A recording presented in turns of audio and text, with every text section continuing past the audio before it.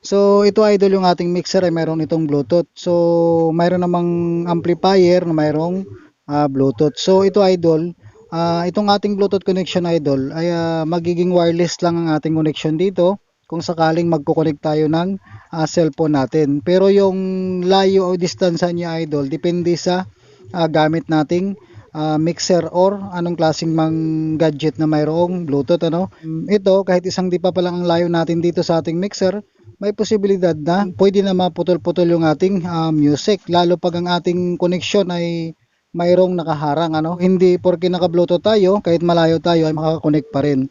Pag dito lang sa bahay mga idol, halimbawa pa sound lang ako, ginagamit ko itong bluetooth. Pero pag halimbawa ginagamit ko na itong pang video okay o yung may mga okasyon sa amin dito, gumagamit na ako dito ng connector.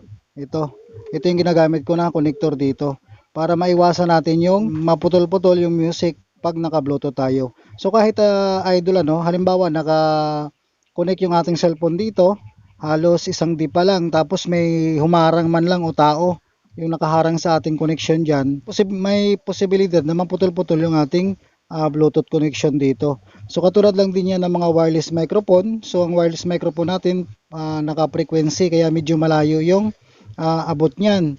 Pero kailangan pa rin na hindi siya nahaharangan ano. So, doon sa nagtanong sa akin kung bakit daw, kung gaano daw kalayo, so mas maganda talaga idol, ilapit lang natin. Kasi magiging wireless lang naman ang connection natin.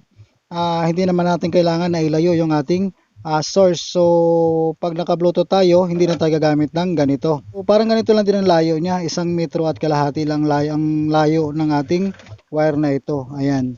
So, pag Bluetooth, so wag na lang natin ilayo para hindi maputol-putol yung ating music. So kung may na-experience man tayo na kahit malayo man yung ating Bluetooth connection ay gumagana pa rin, depende na lang talaga sa Bluetooth na ginagamit ng ating mga mixer or amplifier.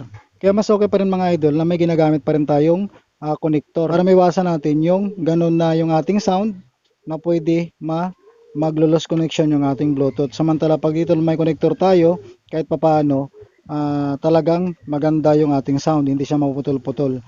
Maliban na lang kung hindi na buo yung ating connector. Kaya mas okay pa rin talaga idol na may ginagamit tayo ng connector.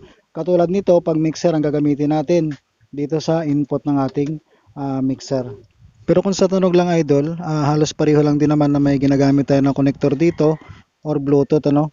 So walang magbabago diyan. So magbabago lang diyan pag dito tayo mag-adjust sa kanyang mga tone control ano, low, mid at saka high. So dito na lang magbabago yan pag in-adjust na natin dito. Kaya lahat ng channel natin idol, mapa-microphone man tayo o pa-music, so pwede natin tuning yung ating boses dito o yung ating music sa pamamagitan nitong mga tone control na to.